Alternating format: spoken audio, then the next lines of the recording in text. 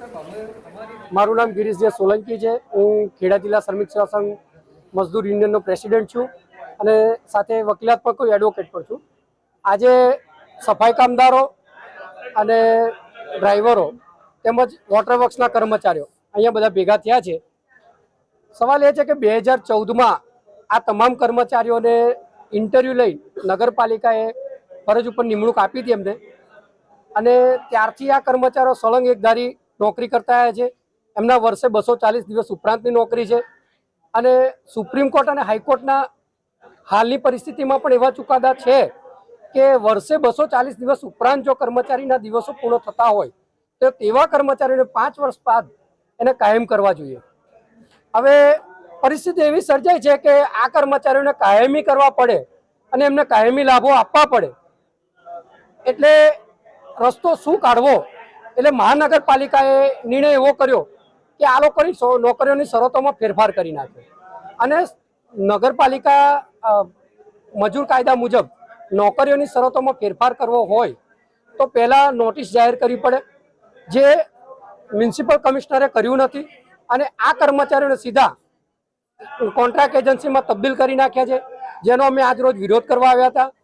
હાલમાં અમે કમિશનરશ્રીને આવેદનપત્ર આપ્યું અને મળ્યા અને રજૂઆત કરી કે અમને યથાવત પરિસ્થિતિમાં નોકરી પર ફરજ પર ચાલુ રાખવા, પણ તેઓ તૈયાર નથી, જેથી હવે અમે આગળ ભેગા થઈને નિર્ણય લઈ અને જ્વલંત આંદોલન કરીશું। નગરપાલિકાથી મહાનગરપાલિકા થયા પછી કોઈ પણ જાતના કાયમી હુકમ વગર જે કર્મચારીઓને નગરપાલિકાના પેરોલ ઉપર એટલે કે વાઉચર ઉપરથી પગાર થતો હતો એમને નિયમિત કરવા માટે અમે આ સુનિશ્ચિત કર્યું છે કે આઉટસોર્સિંગ એજન્સી મારફતે દરેકને નિમણૂક મળે અને જે કોઈ પગારના અને જુદા જુદા પ્રશ્નો છે એ એક જ સરખા થાય।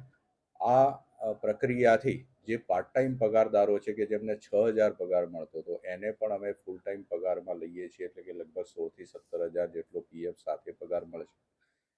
તદુપરાંત જે કર્મચારીઓને અત્યારે 11-12,000 વાઉચર ઉપર મળે છે એમને પણ ફાયદો થવાનો છે ને 16,000 થી 17,000 જેટલો પગાર મળશે અને એમનું નિયમિત પ્રોવિડન્ટ ફંડ કપાશે। એટલે આ કોઈ ગેરસમજથી આ કર્મચારીઓ આમાં સંમત નથી થયા અને એમના માટે થઈને એ લોકો આવેદનપત્ર આપી ગયા છે, પણ એમને સમજૂત કરવાનો મેં અને નાયબ મ્યુનિસિપલ કમિશનરશ્રીઓ દ્વારા પ્રયત્ન કરવામાં આવ્યો છે કે આ તમારા હિતની વાત છે અને આગળ ઉપર પણ જે કોઈ લાંબા સમયથી કર્મચારીઓ કામ કરી રહ્યા છે સરકારશ્રીના નીતિ નિયમોને અનુસાર અને સરકારશ્રી દ્વારા જે કોઈ જગ્યાઓ નિયત થાય તેમાં જે ભરતી પ્રક્રિયાના જે નિયમો બને એ અનુસાર આગામી પ્રક્રિયા કરવામાં આવશે। સાહેબ, આ જે અત્યારે તમે જે કહી રહ્યા છો આ તમામ બાબતની માહિતી આ લોકોને આપવામાં આવી છે, આ લોકોને સમજણ પાડવામાં આવી છે કે? બિલકુલ મારા દ્વારા અને 2 ડેપ્યુટી કમિશનર સાથે અમે એમને બોલાવ્યા છે સામેથી અને એમને આ તમામ વિગતોથી સમજૂત કર્યા છે।